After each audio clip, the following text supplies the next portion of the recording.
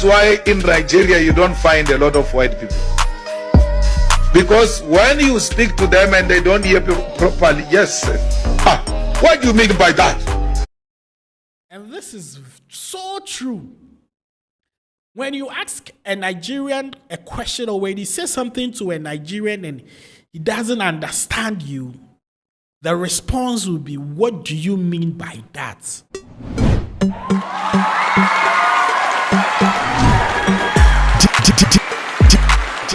DJ Pakore. Hello, my people. Welcome to the channel once again after roaming around the city of Abidjan, Ivory Coast, for a national assignment to support the Super Eagles. We are back, and I believe the morning days are over. Yes, Super Eagles couldn't win the ultimate prize, the trophy, but all the same, they came home with a silver medal, and then it is quite encouraging. We hope that next time they do well. And then we went to support them. I spent almost about a week there, and I'm back to Ghana. You can see that I'm transmitting live from our studio.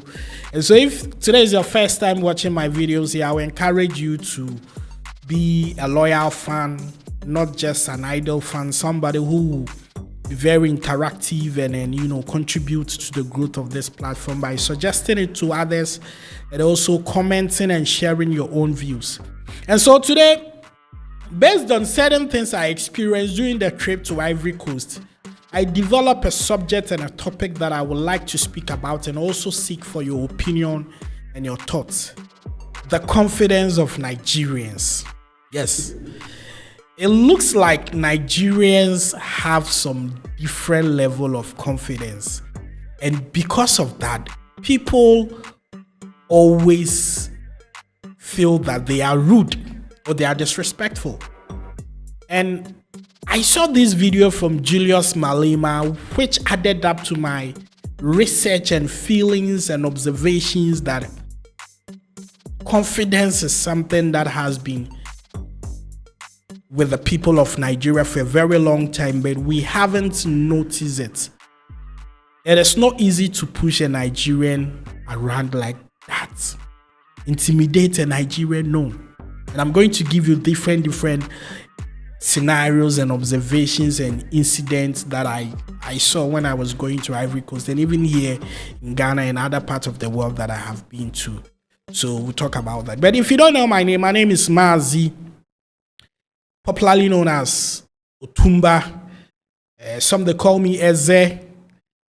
Some they call me Siriki. And I respond to all these beautiful names and titles by my honorable family in Nigeria. Yes. And so this is it. We started a journey going to Ivory Coast by land because before I could put myself together, it was very close. And if you're booking a flight and the dates is very close, it's extremely expensive because it's just a few hours to the final. So it was crazy. And unfortunately, my camera guy didn't have a passport. He's a young guy that we trained here, so he doesn't have a passport yet. And so it will be very difficult for us to go by air. And I didn't want the situation where he will go by land and I'll go by air because he had no travel experience. So his safety was my priority. And so we went by road. And at the state transport, I met a lot of Nigerians who were also going by road. Yes, they were going by road. I try approaching some of them to have an interaction with them. Some, because they felt that I'm a Ghanaian, were a bit skeptical about speaking to me in one way, or for lack of better word, I would say they were being rude. Yes. But there were others that were very nice, very, very, very extremely very nice. And I also extended some love to some of them. There was a lady that I met. She didn't have CDs on her. She was in Ghana. She wanted to buy water and food and all that. I took her to the restaurant, got her sorted and all that, because to me, I believe in bringing the love together, because there are a lot of Nigerians who've shown me love. So when I see a Nigerian that I'm showing a Nigerian love, I feel like I am just doing or giving back to the people. You understand? So I did that. But there is something. I noticed there were a couple of Nigerians who were going to Ivory Coast who had no clue about where they were going, where they were going to sleep, or who they were going to. The only passion and dream they had was, we are going to Ivory Coast to watch football and support Super Eagles, regardless what happened. And that is a level of confidence that other African countries do not have, or don't take that risk. Nigerians have been able to master the courage of traveling to places where they do not know anybody. And sure, they know that when they get there, they will make it. And these things happened. But before I proceed to the main agenda or the main topic of the day, I would like you to listen to this voice from Julius Malema, what he said about Nigerians. Nigerian man, if he comes in here and speak, you won't doubt that this man has got confidence. I believe you heard what he said. When a Nigerian man steps in a conversation or in an environment and he speaks, you won't doubt that this is a Nigerian, because they speak with a lot of confidence. I'm not saying all of them, but the majority that we have encountered and experienced. Let's listen to Julius. So white people refer to them as being roots. Exactly. Because of how they portray and they ask their question and how they take their grounds. The white person, the Oyibo person, would term a Nigerian as a rude person, because he's always looking for a platform, someone who is timid to intimidate. That's why in Nigeria you don't find a lot of white people. Because when you speak to them and they don't hear you properly, yes, what do you mean by that? And this is so true. When you ask a Nigerian a question, or when he says something to a Nigerian and he doesn't understand you, the response will be, what do you mean by that? What do you mean by that? And some would also say Nigerians are loud, because certain statements that people will say it in a very sober way, they don't mean any harm, but they are loud naturally. And so the way they will put it, it will look like he's being aggressive or he's trying to attack you. But that is a key thing that makes them stand out, and it makes them who they are. Yes. What do you mean? And then you think he's fighting. Like, no, he wants to understand what he's not fighting. But you, they taught you that if you don't hear, sorry, say, can you repeat that? And it's true, especially, I'll be very honest with you, my Ghana people. The Ghana people will go like, please say, can you repeat what you said again? Or, that kind of, I'm not just reputing that, or that is bad, but you see, sometimes when you exhibit so much timid attitude and humility, people take you for granted and they tend to abuse the space and the humility that you've given them. And that is a space that Omo they give you. Omo they give you. And that is something very commendable that I love about them. I'll be very honest with you. You see, sometimes when people have other properties or other features in life that you think it's admirable, that can also help you succeed. Don't shy away by saying it and adapting it if it will definitely help you. That's the fact. So they enjoy that. They enjoy this submissive attitude of a black man, because to them you are boys and girls. They don't enjoy a person who speaks standing firm. It's true. And I can say a lot of Nigerians stand firm.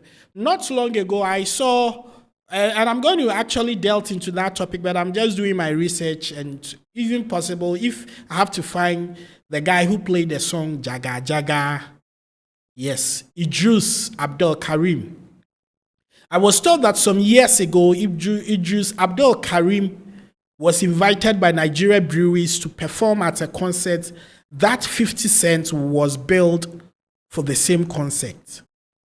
And then he demanded that everything or anything that 50 Cent is going to have or enjoy, any benefits, any kind of comforts they are going to give to 50 Cent, they should equally give him the same thing. The organizers thought he was playing, he was joking. And so a private jet came around, or the flights that they were going with. They put other Nigerian or other black artists in economy and decided to keep 50 cents in the business class. But Abdul Karim, who is a Nigerian, who is confident, went to the business class to sit there because that is what he had requested for. And he doesn't see any reason why a fellow black American who has excelled, or black African who has excelled in America, should be treated differently from him, when actually the alcohol or the products that they are going to market, it is for the people of Africa, but not for the people of America. And so who stands the better chance of selling these things to the consumer? It is the African. And he stood on his grounds, and then they brought in 50 Cent's bodyguards to beat him up and manhandle him. And he also called for backup. And I'm telling you, I'll do more research about these stories, and I'll go in. And that is the level of confidence that we Nigerians have. And at the end of the day, 50 Cent requested to have a handshake with him, and he said, no, 50 Cent should rather come because he has offended him. And so sometimes, let us not feel that Nigerians are rude. No. Yes, it is exceptional. In every community, you might have people who are wayward. And I mean, when you see a Nigerian person who is very humble, you clap for the person. Baba or guy, don't do well. Oh. Let me give you an example. When I was traveling, there was this Nigerian boy who met me at the bus station that we exchanged contacts.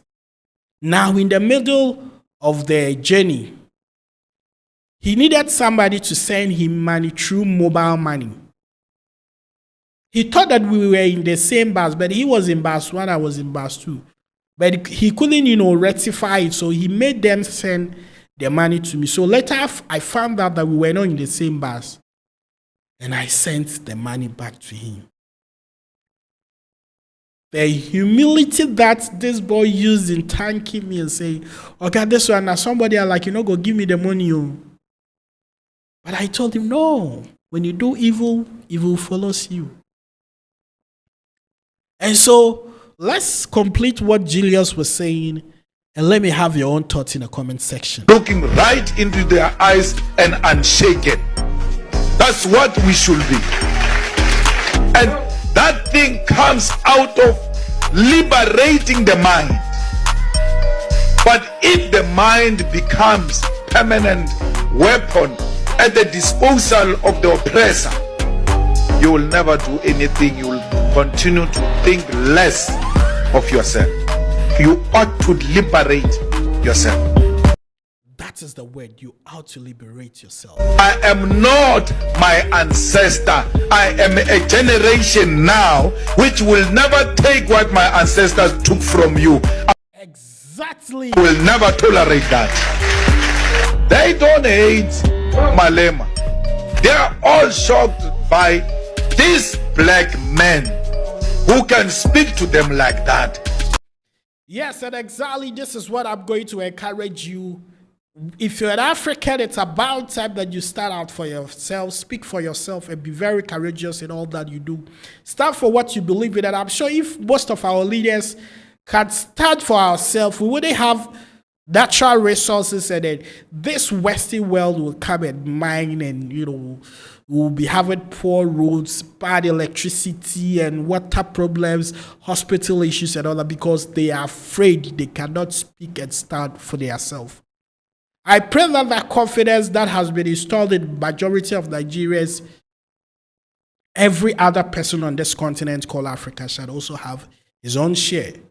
God bless you for watching. I don't know what you think about this particular topic, but let me see you say something in the comment section and let me know where you are watching this video from. My name is Miles and my name is DJ Paco Rich. Thank you for watching this video. We are back together to serve you with all the great stuffs you need and you want to hear. I love you. Keep watching and keep sharing this video. Let the next person know that Africa is awake and forever will grow our continent. Big ups Nigeria for the support. Big ups to the entire continent. I'm out of here. Bye-bye.